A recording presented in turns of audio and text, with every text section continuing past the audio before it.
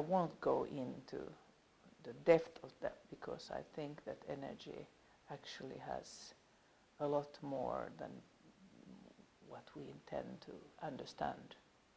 But like, that's why I think this writer's house is very special, because the energy of people all the time building up these fictional worlds in different chambers. Actually, I think there might be connections happening in our writing. I think it's very interesting what can happen if energy is on the right place with the right people. And you see that very clearly in theater when you do a process. There are some processes where everything goes wrong. I mean, not one thing, everything. Everything happens, yeah. All the terrible things. And then there are good processes where it hits on well and it just... And you get somewhere you can never... You can't imagine what it will be. I think it's very good to change the environment when you change your book, when you change your writing. So I wrote all my books in different houses. And I think the environment it can bring something new out from you. But you said also that that you are not only writing yourself, but you are teaching writing to others. Oh yes. And I heard in other interviews or information that you prefer teaching others than writing yourself. And then you said it's not true anymore. Yes. Yeah. I lie all the time. No, I don't lie. I live in the moment. So when I said when coming here, I hadn't started writing. I said that I actually think I'm better in teaching than in writing myself, and I enjoy it very much when I see how someone gets it, or someone hits the nerve or finds something or realize something. I think that's so beautiful. To see. You see reaction, what you never see maybe in people reading books. Yeah? Yes, but I also see how they achieve and understand something about themselves and about how they. So I think that's. But now, the last day in Ventspils, after 1 month here, I say I love writing. It's the best thing. So I would not say the same thing. So you managed to write something here, it sounds like. I came here with the thought of writing a young adult's book that I've been writing since 2011. For 5 years now, I've been writing thousands of pages all the time on that book. And I thought, now I have to do it. But I don't think it's good enough, and I am not satisfied. So I decided to give myself the permission to write something else. So a voice in myself told me the night before I came to Ventspils, I heard the first lines in my next novel. And I started to write, and I write in the plane, I write in a bus, I write all the time. Coming here to Ventspils, I just went up to the room and I went writing. And I've been writing 50 chapters, the whole book. I finished it yesterday, the first skeleton, the first version. It's not ready, but I have the whole story. And I've been writing like 9 hours every day. And then walking, and then swimming, and then writing, and swimming, and writing. Sounds like a happy life. It's not. Usually writers are not so happy, you know. You look completely happy with it. Yes, I am. I am so extremely proud that I went against what I must and did what I want. And I'm so proud of it because I usually am very good on doing what I should do, but not on what I want to do. Yeah. So this time I did what I felt was needed. You have a book that is published in Latvia. Emma Gloria, sarkanā ilgu grāmata, read Book of Longing. You received even the prize in year 2014 in Latvia. You've been here in Latvia. Yeah. What kind of a book?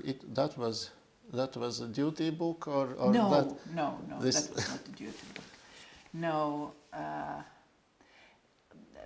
it's not like I write duty books, but No. I chose to start up a new.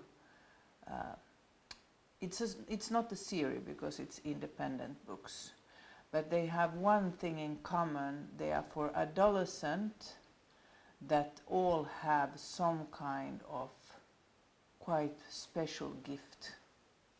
So I call them the crystal children. And I was supposed, and I wrote the first book, and it was quite hard because it's a lot about death.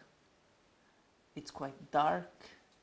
It's about a Satanist and themes that are not so easy. And when I take up these themes, I give myself 2-3 years. I write on that. So the purpose was to write the second one, which is about trafficking. And I've been reading and researching and writing, and I just can't get there. It's so it's like because kind of a duty. It's like a task you gave yourself, Yes. a hard Yes, task, yes. and then you suddenly realize that there's no freedom in that. Yes. You are just hard working, and there's no so much Yes. wonder in it. No, and because it sounds like I write very heavy books, which is not true. Because the thing is that the more there is weight and the more there is darkness, the lighter the text has to be. And that's the hardest thing, to find light in the dark places. And I haven't been, I think I know now how to write the novel. I actually got the key here. I searched about the destiny of your book in Latvia, and I found two completely unfair things to my mind. The first is that it was announced that, Emma Gloria, there are 3 Emma Gloria books, and we took the second one, which is the best. So we already sort of decided for Latvian audience, it's like not translating all 3. We decided that this is the best, and we translated it. Hello, it's completely unfair. And let me just say to that the second one was the one that they did not take in Finnish or in any other language. They said, this is not what we... They took the first one and the third one. They did not want the second one. So that's why it was so surprising that suddenly they chose the one that was not chosen in Finland. That's So about perception, yeah. In Finland, the publisher who first published the first one in Finnish, because I write in Swedish. Then I phoned and said, what about the second one? Why wouldn't you take that one? No. We think that this mother is not acting morally. And I said... Sort of censorship even, or what else? Or it's Yes. market decisions? Or And I said, come on. I mean, I don't know if you have read the book, but it's quite light and it's quite, it's a good ending. It's not like,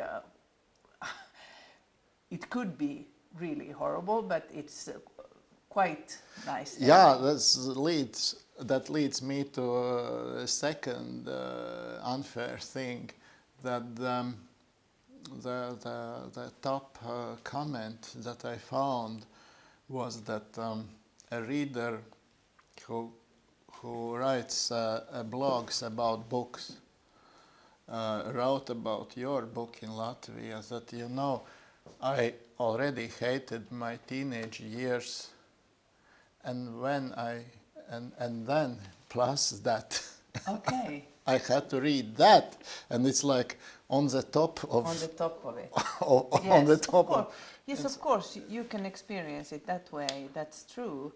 I think, in the other hand, it's not everybody doesn't see it that way. But it's a tough period of being 14, 15. growing It's is the tough, toughest, and that's why it was the toughest to write. It was not meant for me to be a writer, and I'm not sure still that I am a writer. I'm writing while I do other things also. I'm not sure. I think that as long as I have the possibility economically, and as long as I want to do it, and some people maybe want to read something, I think it's very nice to experience that part of work. And I love words. I love the rhythm and the language and the different languages and the possibility of how are we actually expressing ourselves, and how do we see the world, what do we choose to tell. What I love in people, in all people, is not that they are genius, because genius people are usually not very nice and social. They are just geniuses. Let them be, they're good, they can be there. But what I find very beautiful in writers who are good writers is to see how they develop. And for example, that's why I always want to read everything what a writer writes, because there you see that there is this period, and then comes another period when you explore something different, and things happen, and you are influenced by the time and the people around. I think how we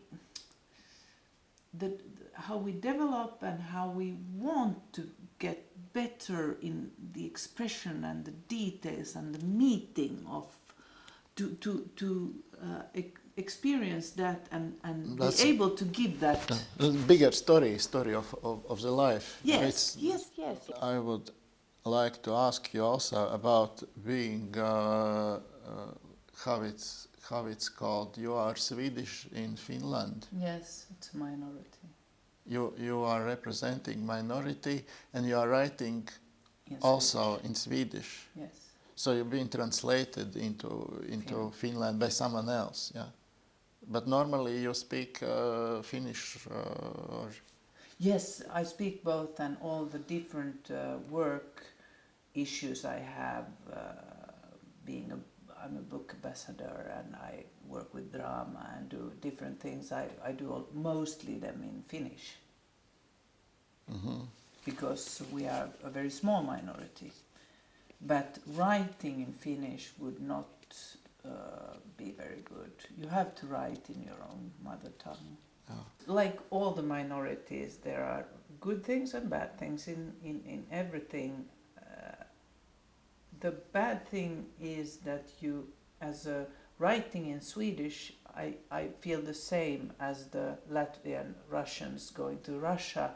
I go to Sweden with my book, and it's not received in the way that, even though I write in Swedish, they are not so interested in what's written in Finland by the one who writes in Swedish.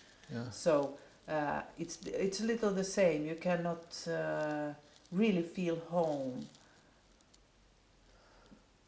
It's the minority we live in is very narrow, and I work in Sweden all the time in their culture council. I'm one of the readers there since 3 years back, so I am there a lot and I read everything in Swedish that comes out. But what I understand is there is always a problem for the minority that you don't really feel at home anywhere. To be a minority is very small, but again, the majority, they don't really accept you as one of them, and then you go to the other country and that's the same. So you have to take out the good in it. And the good thing is that you have the capacity of seeing very different angles. You are not stuck in one way of seeing, because you manage to collect pieces. But as a teacher of writing too, how to start? How to start? Yeah, advice. Writing. 1,000 people won't. Okay. Still, they doesn't listen. That it doesn't pay. No. Yeah, they won't listen. They 1,000 people, thousands and thousands. They still want to write. Yes. If you want to. How? Tell them how. I can tell that very, very small steps. So start by giving yourself 10 minutes every morning. You put the egg clock on 10 minutes. Then you take a book and then you pick one word. Now I can't read what that word is. Pārskatus. Oh, what does it mean? No, that. Calendars. Calendar. Calendars, okay. Yeah. Then you take one word, calendar, and then for 10 minutes, you write only the flow on what comes out from your head. Maybe it's a memory about a calendar, or maybe you just write the word all over, or maybe you start to remember something. Just an association flow.